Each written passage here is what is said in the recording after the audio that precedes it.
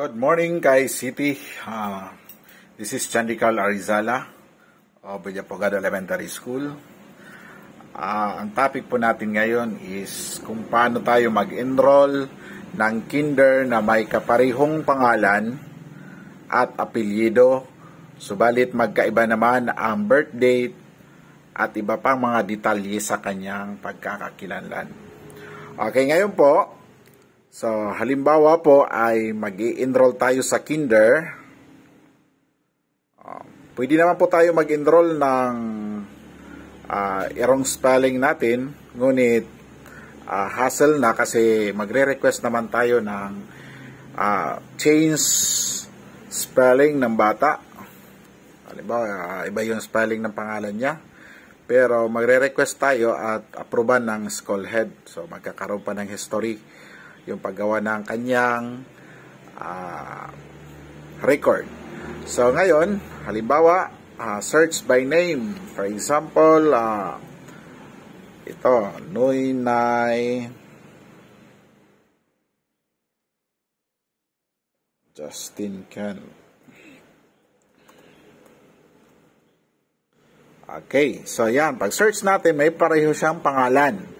Kung ipe-preview natin, tingnan natin, lalabas yung bata ay na-enroll na sa grade 6. So, ibig sabihin, hindi po ito siya. Kasi magkaiba yung pangalan niya at sa grade 6, ang i-enroll po natin ay kinder. So, hindi po ito. Kung mag-create tayo ng new record, ito, pag pindot natin, hindi siya lalabas. No? Bawal. So, anong gagawin natin? Cancel natin yung search at ayan, balik tayo dito. Search by name. So, anong gagawin natin? So, instead na lagay natin yung kanyang last name, ilalagay lang natin ng isang letra. For example, S. Sa first name din, lalagay natin S para lumabas yung birth date. So, lalabas yan. Lumabas na ang kanyang birth date. So, dito, i-change na natin yung kanyang first name sa Noynay. Ayun. At saka sa first name niya, Justin Ken. Saka yung sa middle name niya, iba na.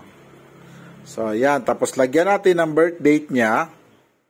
No? Lagyan na natin yung birth date. Ayan.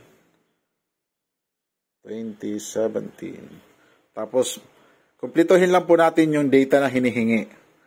Ayan, pag mag-search tayo, ayan, makakagawa na tayo ng new record ni Justin Kent Noynay Rizal Noynay. Sa kanya na po itong record na to at sa kapindutin natin ito, makapag-enroll na po tayo ng bata na may kaparehong pangalan sa kinder. So, that's all po. Sana malaking makatulong po ito sa ating mga City na nahihirapan mag-enroll na may kaparehong pangalan sa ibang may kaparehong pangalan ang bata. So ito ay sample lang po kaya ika-cancel po natin yung search. Pero kung diretso natin yung new record, diretso na po yun ang pag-enroll. So ito po, less hassle, hindi na tayo mag-request ng change ng spelling, no? Data correction sa school head, no, approved by school head. So, diretso na po ito. Sana malaking tulong po ito sa inyong lahat, mga City. That's all, and bye-bye.